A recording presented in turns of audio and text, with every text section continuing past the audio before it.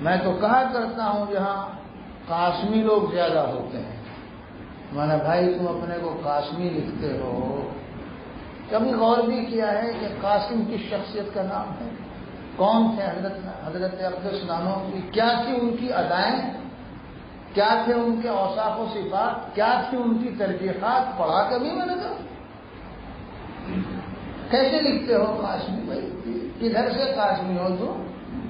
میں کہہ دیتا ہوں دائیں سے بائیں سے، آگے سے پیچھے سے، اوپر سے نیچے سے، اندر سے باہر سے، علم میں، عمل میں، تقوی میں، اللہ کی محبت میں، معرفت میں، کس چیز میں تمہیں ان سے کوئی مناسبت ہے؟ کوئی لکھتے ہو قاسمی؟ یہ مطلب نہیں کہ لکھنا ناجائز ہے، یہ ایک ادعائی اسلوب ہے بات کرنے کا۔ جب تم قاسمی لکھتے ہو پڑھو تو ان کی اداؤں کو، کیا تھی ان کی ادائیں؟ جب فارغ ہو گئے پڑھ لکھ کر، اور ہندوستان کے حالات ایسے تھے کہ انگریز نے تہیہ کر لیا تھا کہ یہاں سے اسلام اور مسلمانوں کا بیج مار دینا ہے۔ کیا تھی فکر حضرت نانوتوی کی؟ دلی میں ایک جگہ ہے کوچے چیلا، وہاں ٹوٹی ہوئی چارپائی پر، جسے جنگلہ کہتے ہیں، گاؤں دیہات میں پڑے رہتے تھے۔ سوانح قاسم میں لکھا ہے حضرت مولانا مناظر احسن گیلانی قدس سرور نے، بال پڑ گئے تھے، جوئیں پڑ گئی تھی، روٹی کے ٹکڑے سوکھے ہوئے بھیگا کے پانی میں جو کھائے، اتنے بس جس سے زندگی گویا زندگی کی حفاظت رہے، جو کھا لیا۔ ایک ہی فکر تھی، کیا ہوگا ہندوستان میں مسلمانوں کا، اسلام کا کیا ہوگا؟ اسلام تو محفوظ رہے گا، اسلام کی حفاظت کی ذمہ داری تو ذات باری تعالیٰ نے لی ہے، مسلمانوں کی حفاظت کی ذمہ داری نہیں لی۔ انا نحن نزلنا الذکر وانا له لحافظون۔ اس لیے کہ اسلام تو قیامت تک یہی دین رہنا ہے، یہی قرآن پاک رہنا ہے، یہی شریعت رہنی ہے، یہی کتاب رہنی ہے۔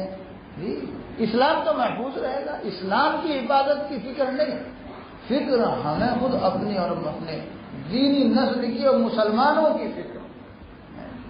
جب اسلام رہے گا رہیں گے مسلمان بھی، لیکن یہی مسلمان اس حال میں قائم و دائم رہے؟ نہیں ہو سکتا ہے کن حالات سے گزرنا ہو جائے۔ فتنہ تاتار مشہور ہے، دیکھو کیا ہوا۔ پھر اللہ تعالیٰ نے اسی قوم کو من حیث القوم ہدایت دے دی، ایمان اسلام کی توفیق دے دی، وہ جس چیز کو مٹانا چاہ رہے تھے اسی کے محافظ بن کے کھڑا کر دیا۔ تو نہ مٹ جائے گا ایران کے مٹ جانے سے، نشے میں کو تعلق نہیں پیمانے سے، ہے عیاں نوری سے تاثار کے افسانے سے، پاس باں مل گئے کعبے کو صنم خانے سے۔ تو مسلمانوں کی فکر تھی، ان مسلمانوں کا اور ان کی آنے والی نسلوں کا کیا ہوگا؟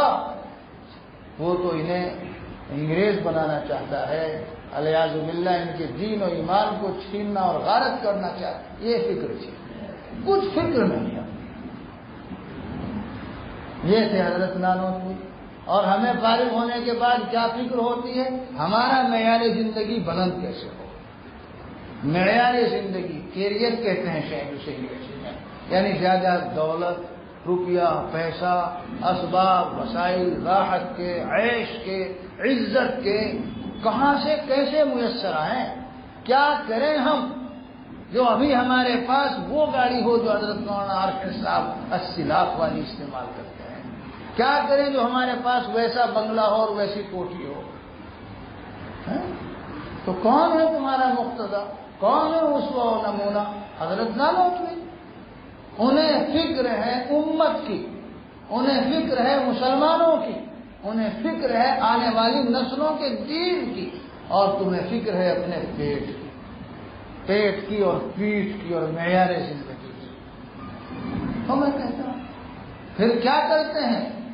یہ کرتے ہیں کہ کمانے کو جانے کے لیے کہیں تیار نہیں، ان کے والد پریشان، اور کیا کرتے ہیں؟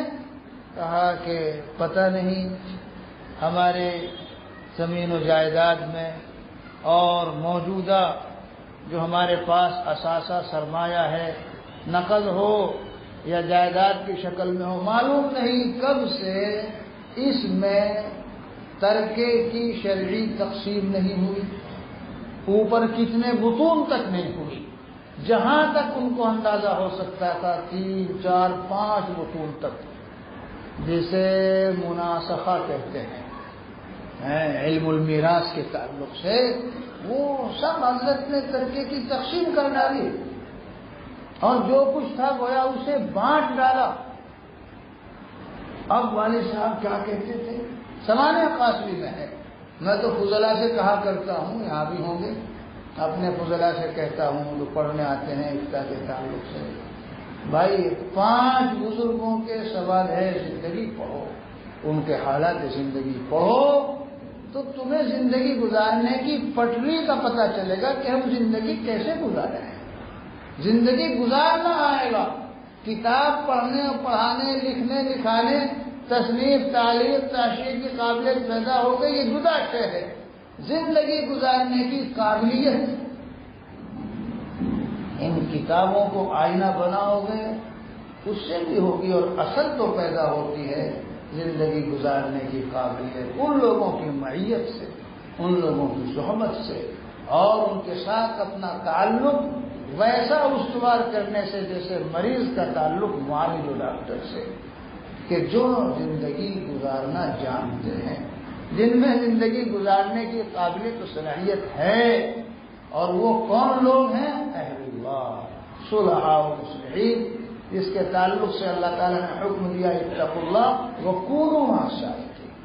اصل تو وہاں سے آئی، یہ کہ آئینہ بنے گی یہ کتابیں، ان کی قائم مقامی کرے گی، ان اللہ والوں کی صحبت کی پتہ چلے گا تمہیں کہ تم جن بزرگوں سے اپنا تعلق بتاتے ہو اور جن بزرگوں سے تمہیں وابستگی ہے فکری، پتہ تو چلے گا وہ بزرگ ان کے اوصاف کیا تھے، ان کے کمالات کیا تھے، ان کی خوبیاں کیا تھی، ان کی ادائیں کیا تھی، ان کی ترجیحات کیا تھی، لازمی اوصاف کیا تھے، متعدی اوصاف، کس طرح زندگی گزارتے تھے، تو پڑھو تو ذرا، اور ساتھ ساتھ ایسے کسی شخص کو اپنا مرشد، مربی، راہبر و رہنمائی بناؤ، اس لیے کہ اکبر کے بقول کورس تو لفظ ہی سکھاتے ہیں، آدمی بناتے ہیں، کورس تو لفظ ہی سکھاتے ہیں۔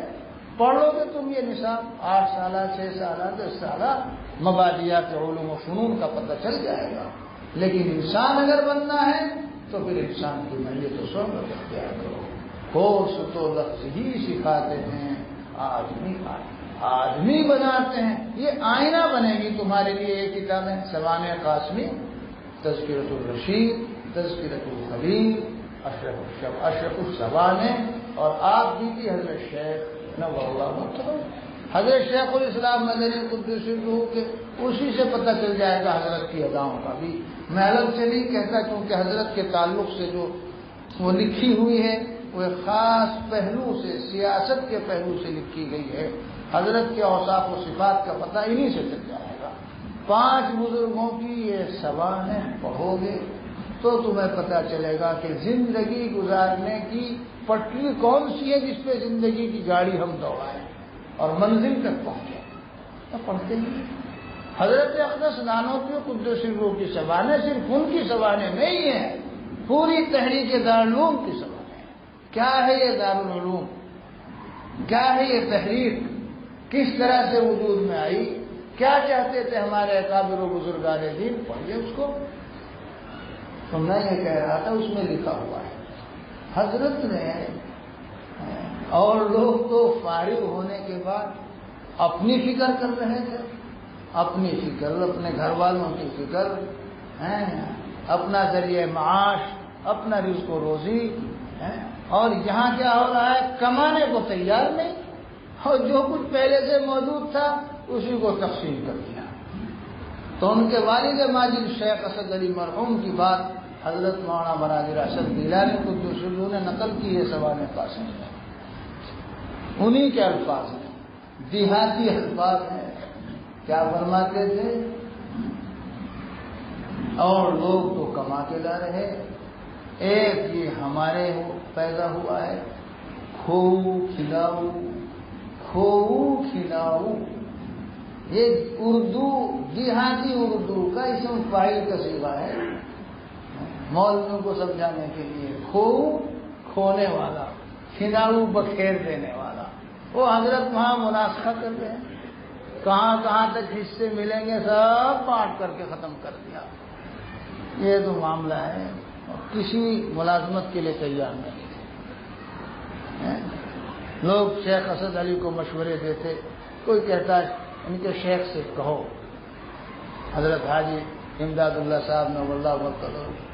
تو والد ماجد نے ان سے شکایت کی، اور شیخ تو شیخ تھے، اب شیخ کہاں، اب تو میں ہیں. وہ شیخ تو شیخ تھے.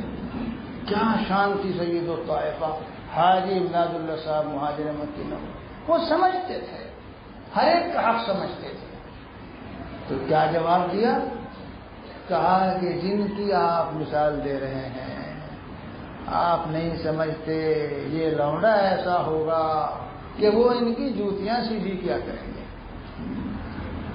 کسی نے کہا کہ اصل میں ابھی شادی نہیں ہوئی، زنجیر پیر میں ڈال دو، شادی کر دو بچے کی. ہاں جب شادی کر دو گے تب تو کمانا ہی پڑے گا. مگر وہاں وہ تدبیر بھی بے سود گئی. کیسے قلوب و دل تھے ان حضرات کے. اللہ تعالیٰ کی معرفت و محبت اور آخرت کے تعلق سے کیا حال ہوگا. دنیا کی کوئی ذرہ برابر وقت تھی ہی نہیں. اور اسی لیے تو میں کبھی کبھی کہتا ہوں کہ تم لوگ کیسے کہتے ہو اپنے کو قاسم؟ کیا تعلق ہے تمہیں قاسم ہونے سے؟ اچھی خاصی حدیث شریف کی تدریس کا مشغلہ تھا اور کہیں سے امامت کی جگہ دبئی اور قطر سے آ جائے.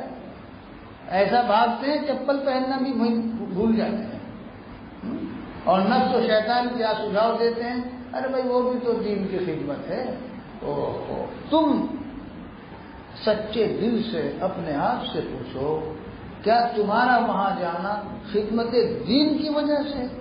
اگر خدمت دین کی وجہ سے ہے تو یہ نظر اللہ عمران سمع مقالتی ھذا فوعاها ثم بلغها الى من لم يسمعها او كما في الحديث.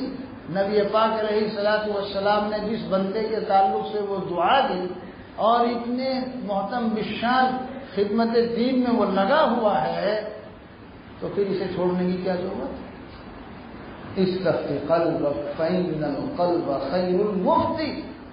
اگر تیرے قلب کے اندر ذرا بھی سلامتی ہے تو وہ خود تجھے جواب دے دے گا کہ بھائی نہیں جانا تو معیار زندگی بلند کرنے ہی کے لیے ہے، تاکہ ذرا روپیہ پیسہ زیادہ ہو، ہم بھی بنگلہ بنا لیں، کوٹھی.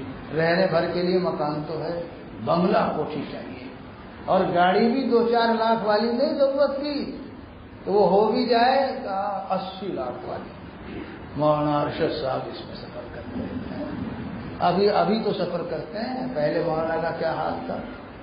حضرت قاری عثمان صاحب والی ریل میں جایا کرتے تھے. حضرت قاری عثمان صاحب اپنے وطن منصور کو، میں طالب علم تھا، میں آیا جایا کرتا تھا. کتنی مرتبہ ملاقات ہوئی، اپنی گاڑی بھی نہیں تھی. مولانا ارشد صاحب کا بھی یہی حال رہا.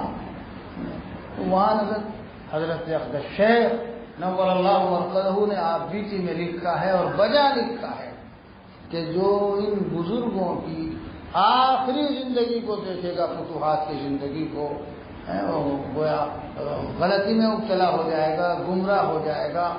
کچھ تعبیر حضرت کی، ان کے مجاہدات والی زندگی کو دیکھو.